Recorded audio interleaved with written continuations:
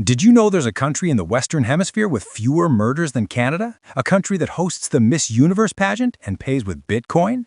That country is El Salvador, and not long ago, it was the most dangerous place in the world. So what happened? The reason for the change is this man, Nayib Bukele, the youngest and most popular president in Latin America. At 31, he became the youngest mayor in his country's history.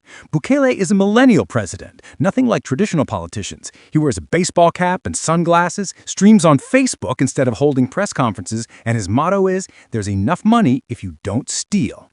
He won the presidency without touring the country, using only social media.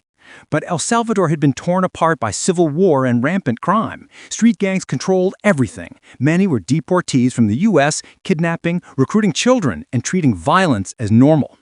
In March 2022, gangs openly challenged the state, killing 87 people in a single weekend. Bukele's grand project, building a Bitcoin-powered crypto nation, was suddenly in danger.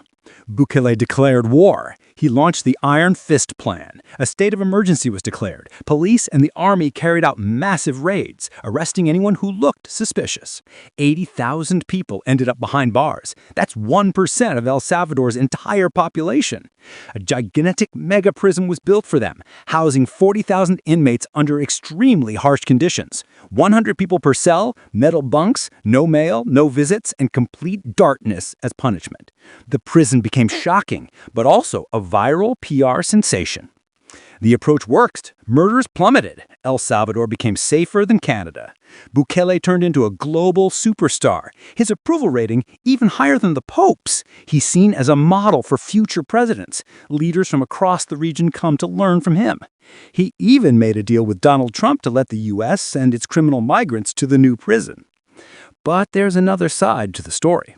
The temporary state of emergency, meant to last a month, has now been renewed 28 times and still continues. Among the tens of thousands imprisoned, many are likely innocent, and few ever saw a real trial.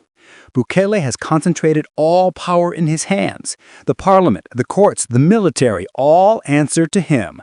He even called himself the world's coolest dictator. Bukele is a politician of a new generation. He ignores criticism and runs the country like a business. But when it comes to being the coolest dictator, for some people the keyword is coolest, for others it's dictator.